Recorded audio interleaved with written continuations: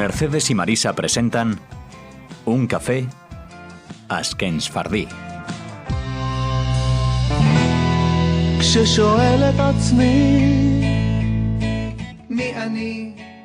Y un buen día, Moré David, que andaba ocupado en sus clases, decidió ser de vez en cuando un cuentista, o como mejor lo define él mismo: yo escribo relatos, y ha reunido tras un tiempo de fructíferos trabajos una serie de relatos inspirados y sorprendentes. Sorprendentes en su desarrollo y en el devenir del texto, y fuera del ámbito de la pura lógica. Con Moré David nos movemos en un terreno cambiante que va desde el misticismo a la realidad, explotando el terreno íntimo de cada ser. Hola, Moré David. Hola, Shalom. Estamos encantadas de contar contigo hoy en Radio Sefarat. Recuerdo que hace unos años te entrevistamos con la publicación por parte de Hebraica Ediciones de tu libro El reencuentro de Rabbi Shemuel y otros relatos. Sí. Pero para entonces no tuvimos la oportunidad de oír algunos de tus relatos. Ahora vamos a escuchar algunos cuentos tuyos. Me gustaría saber si cuentas en ellos lo que quieres contar o de alguna manera tus personajes te marcan el camino a seguir. Bueno, ¿qué puedo decir? Realmente de todo un poco. Por lo general, cuando escribo un relato parto de alguna frase o de alguna imagen que me ha llamado la atención y la uso, lo que en creatividad se llama trampolín, o sea, un trampolín que te incita a escribir el resto. Y muchas veces, os digo la verdad, ni siquiera sé lo que voy a escribir y yo mismo me impresiono y digo, anda, yo he escrito esto. Y al final, pues, salen. Y los personajes más bien son los que me llevan. El primer relato que escucharemos se llama Cápara. ¿Quieres presentarlo, por favor, a nuestros oyentes?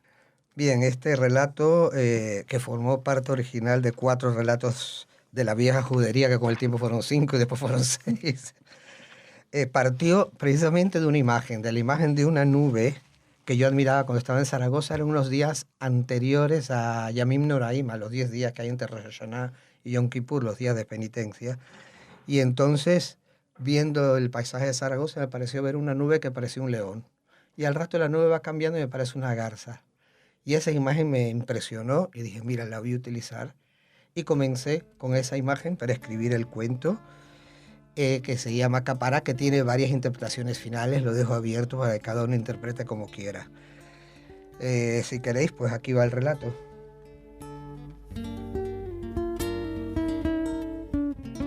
Benjamín de Zaragoza, el místico, se lanzó al agua tratando de no cometer error alguno, mientras repetía las palabras secretas del libro del esplendor.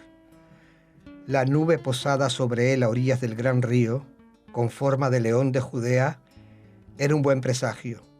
Al zambullirse, pareció que la nube, también con él, se lanzaba al agua, provocada y provocativa, el agua afilada y cortante, activa, rápida, engañosa. Lo que no se dio cuenta Benjamín de Zaragoza, ni las nubes ni las mismas aguas, ni siquiera el resto de las otras nubes, era que la nube protectora había cambiado de forma. Se había convertido en la imagen de una garza enorme, blanca, una garza pescadora. Benjamín, sumergido y mojado, sintió una fuerte atracción sobre sus espaldas y sintió también la presión de la enorme corriente que lo empujaba cascada abajo. La fuerza que lo arrastraba intentaba levantarlo, como si un enorme gancho atado a su espalda lo sostuviera a izara, tratando de acercarlo a la orilla. Fue en ese momento, en un mínimo instante, cuando percibió el cambio de imagen en la nube. Se amedrentó al comprobar que su nube de león de Judea ya no lo acompañaba.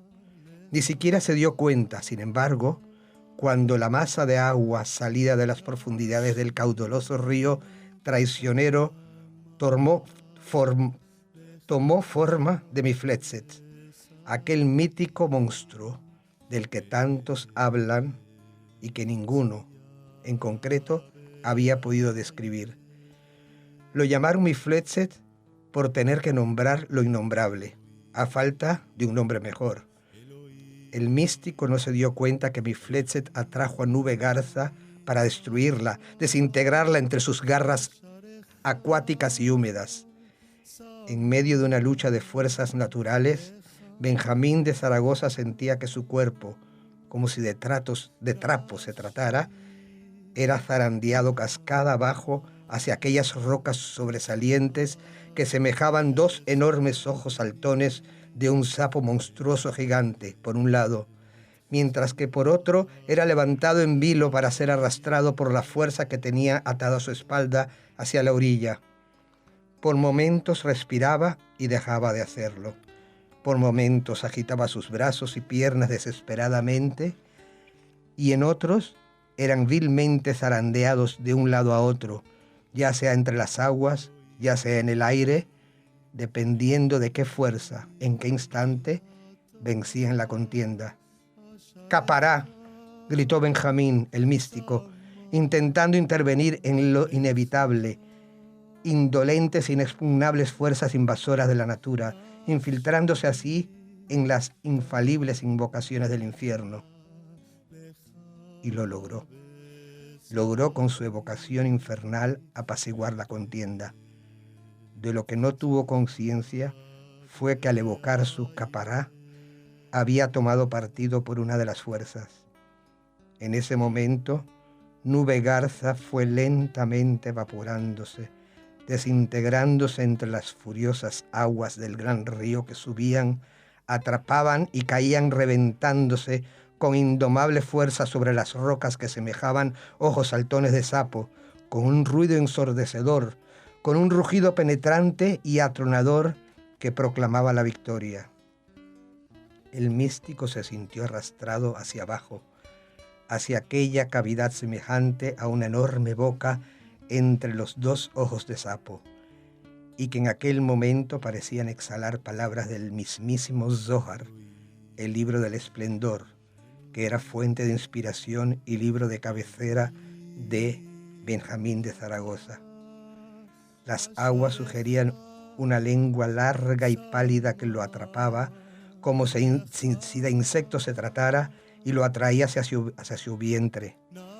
Exhausto y confuso, fue absorbido por la boca de Mifletzet, en la que la oscuridad y el silencio reinaron quién sabe por cuántas e innumerables momentos, hasta que el tiempo dejó de ser. Benjamín de Zaragoza, el místico, que se lanzó al agua tratando de no cometer error alguno, había atravesado, cruzado, traspasado. «La muerte no siempre huele mal», exclamó cuando salió del vientre, llorando. ¡Wow!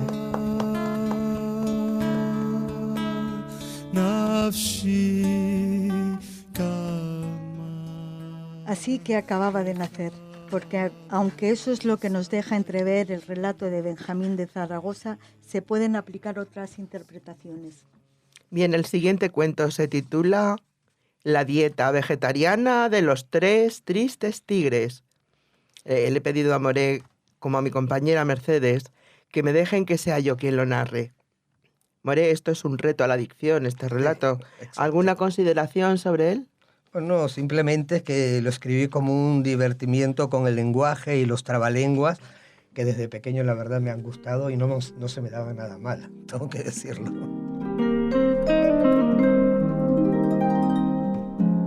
La dieta vegetariana de los 3 tristes tigres. Cuando conocí a los 3 tristes tigres, aún no me había repuesto del impacto que suponía el admirar lo rápido que corrían los carros por los raíles del ferrocarril. Cuando los carros del tren pasaron, ni me percaté siquiera que ante mí se extendía un trigal triguero en el que a los 3 tristes tigres, a falta de alimento más consistente, no les quedaba más remedio que comer el trigo de dicho trigal. La situación, que para los tigres era un trago trágico de tragar, se me hizo solo consciente cuando en el granero del trigal, Pablito, que clavaba unos cuantos clavitos, clamó por los clavos del Señor tras el golpe que recibió en su dedo. Este hecho, reafirmo, me hizo reaccionar y por primera vez vi a los 3 tristes tigres comiendo el trigo del trigal. Mi pena ante esa patética imagen fue tal que pedí ayuda a Pancha, que dejó de planchar con todas sus planchas, aunque no sé yo a ciencia cierta con cuántas planchas planchaba Pancha. Y me dio un plato para que cada tigre, con la esperanza de que pudieran comer con decoro y buenas maneras, y aliviar así la penuria por la que atravesaban los 3 tristes tigres, vegetarianos por fuerza mayor. Pero los 3 tristes tigres no estaban dispuestos a renunciar a su estatus de fieros y voraces tigres, por lo que al verme acercar, lanzaron al unísono un ensordecedor rugido que solo pudo ser sofocado por los truenos del cielo que estaba enladrillándose sin que nadie pudiera desenladrillarlo. El buen desenladrillador, que intentó desenladrillar el cielo, solamente consiguió un ladrillazo en su testa y otros 3 en las testas de los sendos tigres, cuya tristeza se hizo aún más pronunciada. Bravo. Es Bravo fantástico, para los More. dos. Wow. Muchas gracias. More, has desarrollado grandes pasiones. Tu larga trayectoria como More, también diriges teatro, escribes poesías y relatos como los que estamos escuchando hoy. ¿Te preocupa influir en la vida de la gente? Es decir, ¿eres consciente de la huella que dejas por donde pasas? No, realmente, lo digo la verdad, no creo que deje ninguna huella, por lo menos no mis relatos. No creo que sean para dejar huella en la vida de nadie, ni que tengan trascendencia alguna. Quizás sí, de algún modo, mi trayectoria como educador después de tantos años. Bueno, nuestro tiempo es limitado, esto es radio, pero queríamos pedirte un relato más. ¿Cuál podría ser? Me gustaría leer, quizás por lo irreverente que es un poquito, El misterioso alumbramiento de los cuernos. Es un relato un poco peculiar. ¿Tiene relación con la estatua de Moisés que Miguel Ángel realizó? Pues sí, exactamente, sí. Como sabéis, para su escultura Miguel Ángel se basó en la Vulgata, que era la traducción del Tanaj, o sea, de la Biblia hebrea al latín, de San Jerónimo. Allí tradujeron el versículo Karán or panav, que significa su rostro, el de Moisés, hablamos, manaba rayos de luz. Pero la voz Karán o Keren se puede traducir como cuerno o también como cuerno de luz, cuernos de luz. Y en la Vulgata Jerónimo tradujo por error de interpretación que el rostro de Moisés era cornudo.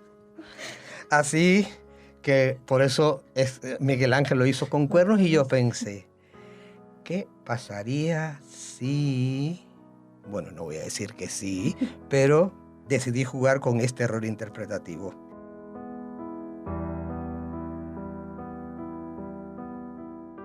Cuando destruyeron el becerro de oro, Aarón descubrió por primera vez el extraño fenómeno en su hermano Moisés. Fue en el justo momento en que los hijos de Israel bebían el agua mezclada con el polvo de oro molido del becerro. Moisés el santo, el alumbrado, no se percató. Conforme su luminosidad se apagaba y aumentaba su ira contenida por las acciones descabelladas de la muchedumbre, empezaron a surgirle 2 protuberancias más arriba de sus sienes. Parecían al inicio 2 hinchazones producidas por algún golpe. Al menos esa fue la impresión inicial de Aarón. Pero a la mañana siguiente, después de que Moisés, el alumbrado, volviera de su cita matutina con el Señor y se dirigiera a Aarón, el sacerdote, para recriminarlo por haber permitido tal descalabro con el becerro de oro el día anterior, Aarón notó que mientras más subía el tono de ira de su hermano, más pronunciadas se hacían las protuberancias en la cabeza del alumbrado. Y éstas aumentaban en proporción al enfado. Es más, Aarón casi juraría, lo que no podía hacer por una orden muy reciente del Señor, que aquello era muy semejante a los cuernos del becerro que el fuego había esculpido a partir del oro traído desde Egipto tras la precipitada huida. Entonces se atrevió a comentarlo con su hermano, pero de manera sutil, como algo sin importancia, quizás para desviar el contenido recriminatorio de Moisés hacia su persona. Está bien, hermano, ya debes calmarte. ¿No ves que tus sienes se hinchan peligrosamente mientras mayor es tu excitación? Moisés cayó por unos segundos. Ya la luminosidad que irradiaba su rostro cada vez que volvía de su cita con el Señor había desaparecido. Ahora se notaban mucho más sendos cuernos, pequeños aún, que sobresalían sobre su cabeza. La reacción de Moisés fue inesperada. Giró, sosteniendo con ansia su vara hacedora de milagros, y se retiró de la faz de su hermano el sacerdote sin pronunciar palabra. Fue suficiente para que Aarón comprendiera, o creyera comprender, cuál era el origen del verdadero poder misterioso y carismático de su hermano. Intuyó quién o qué era el Señor, el innombrable, el que es y no es. Ante la imagen de su hermano con cuernos, creyó descifrar en aquel momento de su retirada el origen de la vida y la muerte, de lo justo e injusto, del bien y del mal, de lo efímero y lo eterno, del todo y la nada. E intuyó también el poder de él, como hermano y complemento de Moisés, podía ejercer con aquel descubrimiento. Y sin actuar, Aarón actuó. Primero procuró que su hermano cubriera su rostro con un velo cada vez que regresara de su cita con el Señor, pues sabía que los rayos de luz que salían de su rostro y los cuernos que con el paso de los días aumentaban de tamaño y de rigidez hasta convertirse en cuernos de carnero, como los que en su momento se hicieron sonar desde la montaña majestuosa el día en que se reunió a su alrededor a los hijos de Israel para que escucharan los pronunciamientos del Señor, eran una y la misma cosa, quizás dos manifestaciones de un mismo fenómeno, o una sola visión interpretada de distinta manera. Al cabo de 40 días y 40 noches exactamente, cuando ya era imposible que el velo ocultara por más tiempo los cuernos de luz o los cuernos de carnero del rostro de Moshe, Aarón cortó por lo sano, con sus propias manos y con la ayuda de una piedra fina, larga y afeitada, cerró los cuernos de su hermano, como último intento para no permitir que la humanidad, ignorante y divertida, descubriera y malinterpretara el verdadero misterio de su hermano y del Señor. Los metió, pulidos, brillantes, indestructibles, en un simple cofre de bronce que acompañó, a través de los tiempos, a los hijos y a los hijos de los hijos de Aarón, en su travesía como guardianes del arca sagrada y del secreto del misterio del Señor. Lo sé bien, porque yo, único descendiente vivo, conocedor del misterio de los misterios, guardo celosamente en mi armario sus poderosos cuernos, pulidos, brillantes, indestructibles.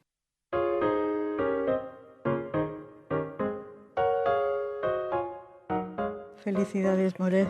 Genial, nuestro Moret David, en esta faceta más desconocida y que hoy brindamos al público, que es audaz e imaginativa. Tengo entendido que podemos acercarnos a tu obra de poesía y relatos a través de Internet. Pues sí, la última obra que he escrito, digamos, del siglo XXI, la he compilado para compartirlas con todo el que quiera, y la he metido en Internet, en unos archivos, que se llama David Akrich, obra literaria, en archive.org. Perfecto, pues tomamos nota. Por favor, repite la dirección para nuestros oyentes. David Akrich, obra literaria, que está en archive.org. Muchas gracias, Moret, por compartir con nosotras tus creaciones. A todos nuestros oyentes, recordarles que tienen una nueva cita con un café con acento ashkelaz sefardí, como siempre, aquí en Radio Sefarad.